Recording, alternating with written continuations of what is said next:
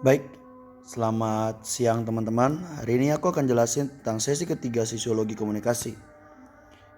Nah, bagaimana perasaan kalian sih kuliah dari daring di rumah?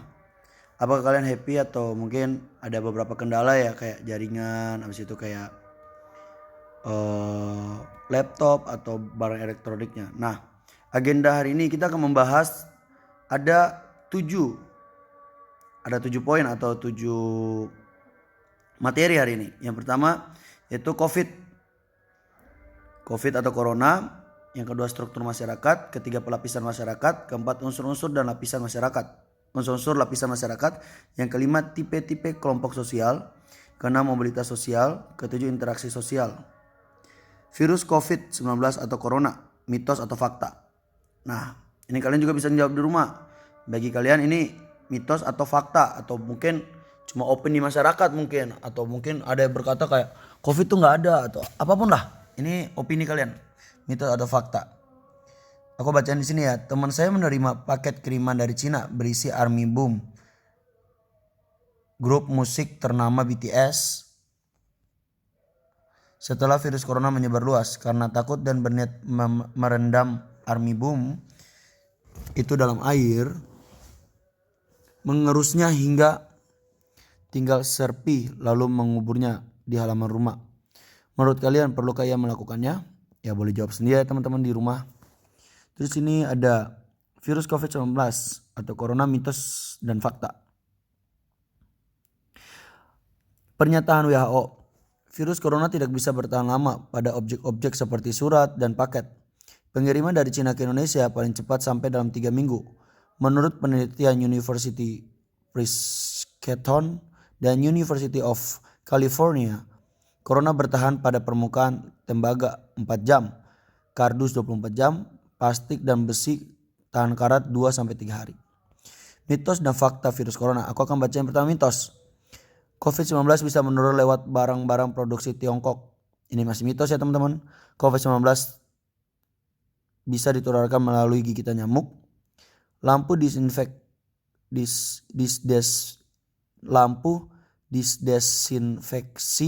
ultraviolet dapat membunuh virus corona. Menyemprotkan alkohol atau klorin ke seluruh tubuh dapat membunuh virus corona.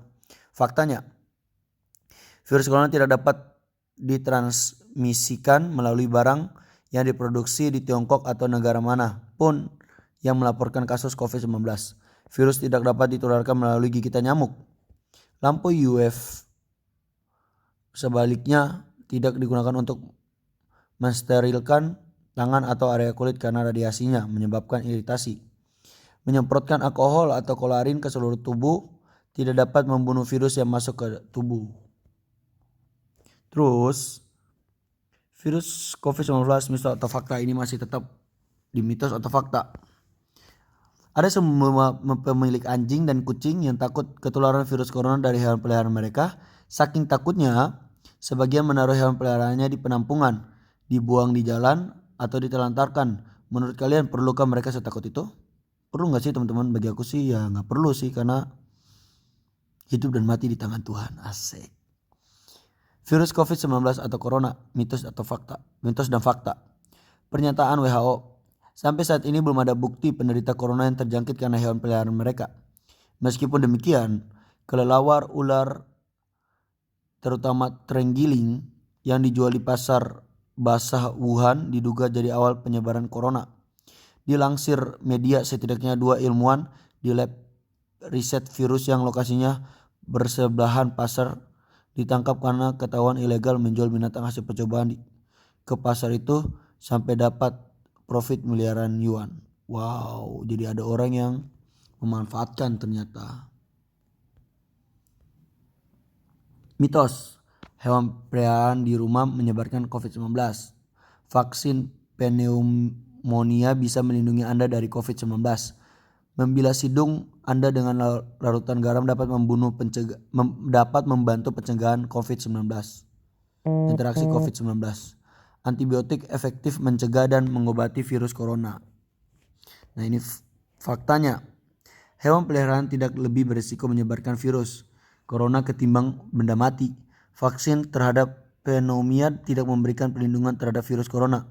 Tidak ada bukti bahwa mencuci hidung dengan larutan garam secara teratur dapat melindungi orang dari interaksi virus corona. Antibiotik tidak bekerja melawan virus tetapi hanya bakteri. Tidak ada bukti bahwa makan bawang putih dapat melindungi orang dari virus corona. Cuaca dingin tidak dapat membunuh virus corona atau penyakit lainnya. Kabar buruk. Kita akan baca dari sisi kabar buruknya. Virus corona berevolusi. Waduh, jadi semakin berbahaya ya virus corona ini aku lihat-lihat. 1. Masa inkubasi. Corona dari semula 14 hari kini bertambah lama maksimal 37 hari. Virus corona tidak bisa membentuk partikel cair atau padat di udara. Durasi bertahan singkat semaksimal 3 jam.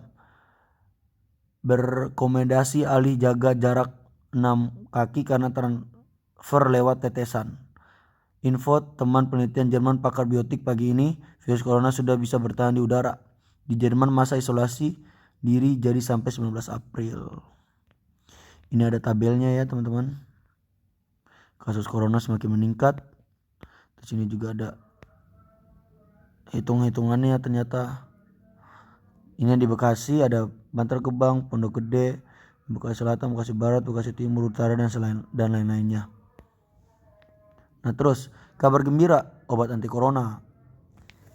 Menurut kalian gimana sih obat anti corona tuh? Ada gak sih? Coba kita tes baca. Tingkat kematian dibanding jumlah penderita masih terbilang rendah.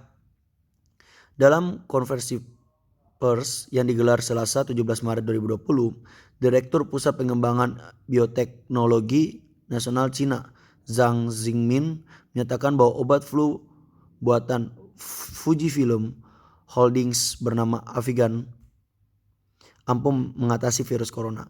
Kabar gembira juga, melalui tes uji coba terhadap 240 pasien di Wuhan dan 80% di Shenzhen, para pasien yang sebelumnya dinyatakan positif terjangkit corona dalam rentang 4 hari mendapatkan hasil negatif setelah meminum Avigan. Ada linknya, boleh dibaca ya teman-teman. Nah kita lanjut ke struktur. Menurut kalian apa sih struktur? Mungkin yang pertama yang kalian akan lihat bahwa permainan balok Lego, pembangunan atau organisasi. Nah tapi menurut Kamus Besar Bahasa Indonesia struktur itu ada 4. Yang pertama cara suatu disusun atau dibangun susunan yang disusun dengan pola tertentu. Yang kedua, dan 3 pengaturan unsur atau bagian suatu benda. 4 ketentuan unsur-unsur dari semua benda. Bagaimana dengan masyarakat? Menurut kalian apa tuh pengertian masyarakat? Dalam bahasa Inggris masyarakat disebut society. Society berakal dari bahasa Latin societas yang berarti hubungan persahabatan dengan orang lain. Societas berakar dari bahasa Latin socius yang berarti teman, sekutu atau rekan. Masyarakat dikatakan berakar dari bahasa Arab musyrak. Pengertian masyarakat ini banyak nih ya pengertiannya, kalian boleh baca. Aku mungkin akan baca beberapa. Yang pertama, Paul B. Harton, sekumpulan manusia yang berrelasi mandiri, hidup bersama dalam waktu relatif cukup lama, mendiami suatu wilayah tertentu, memiliki kebudayaan yang sama dan melakukan sebagian besar kegiatan dalam kelompok manusia tersebut. Nah ini Bapak Sosiologi di Indonesia nih, Soejono Soekanto.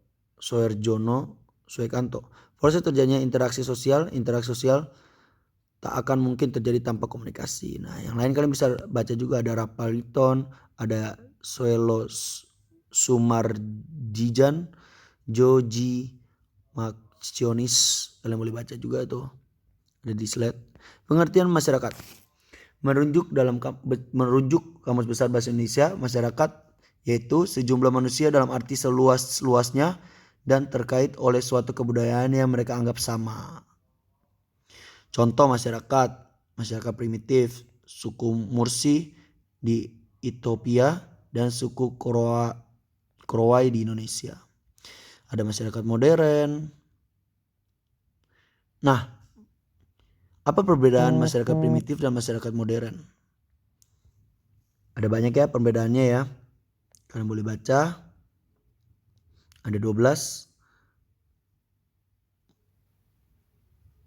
Teknologi, budaya, dan ekonomi sederhana, kuno itu primitif.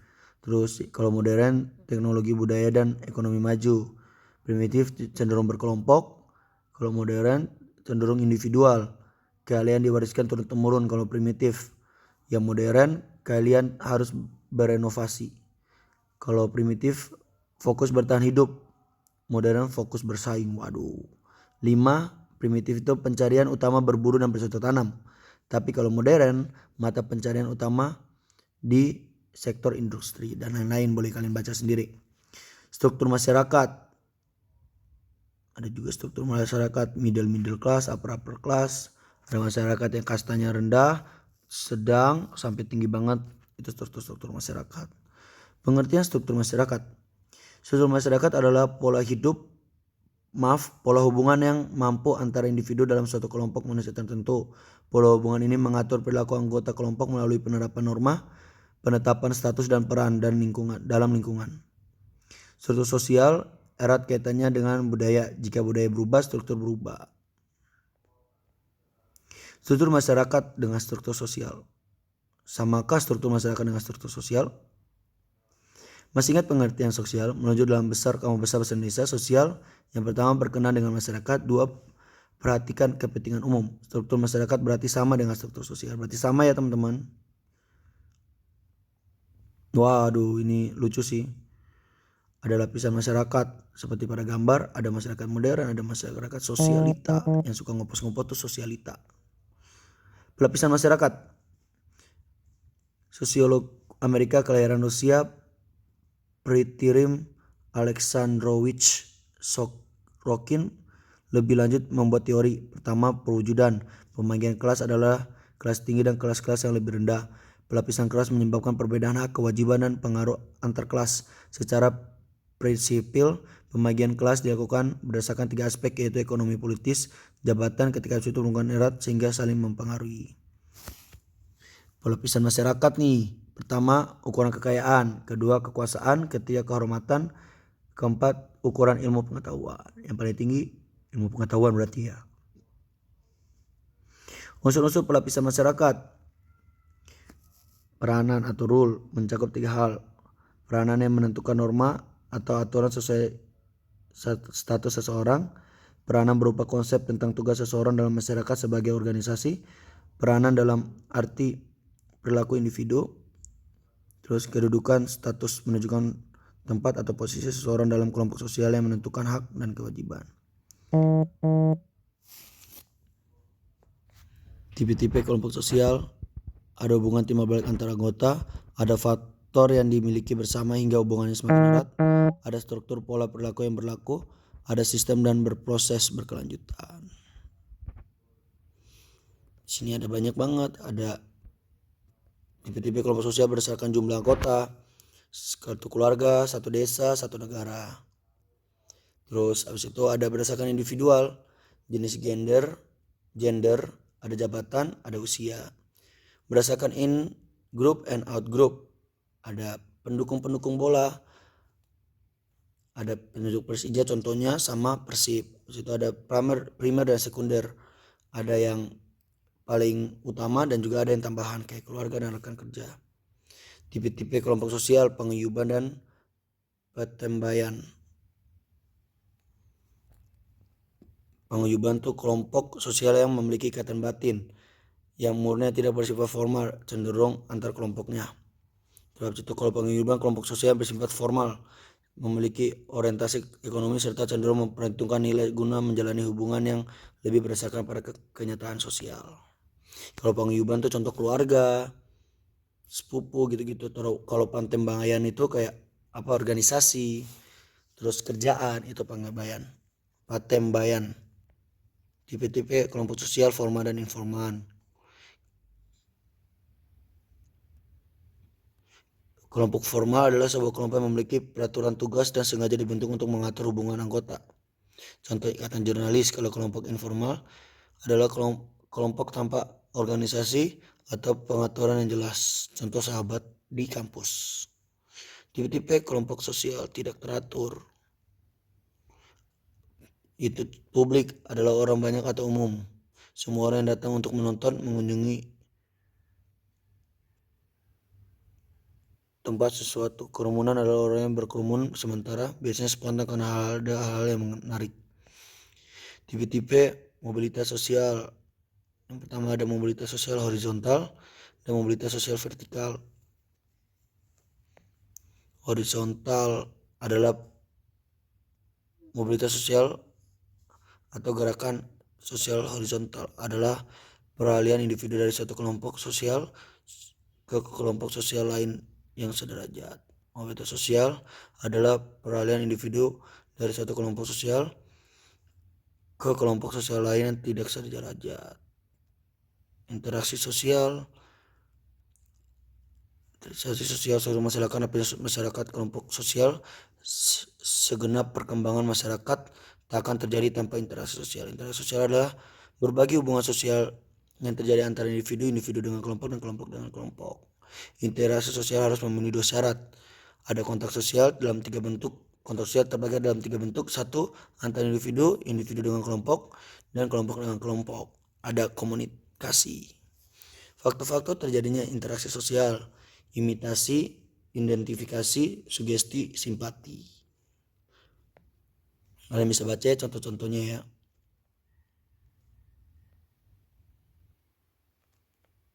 Oke, itu aja dari aku. Bila ada kesalahan kata atau kecepatan, mohon maaf. Dan terima kasih telah menonton. God bless you.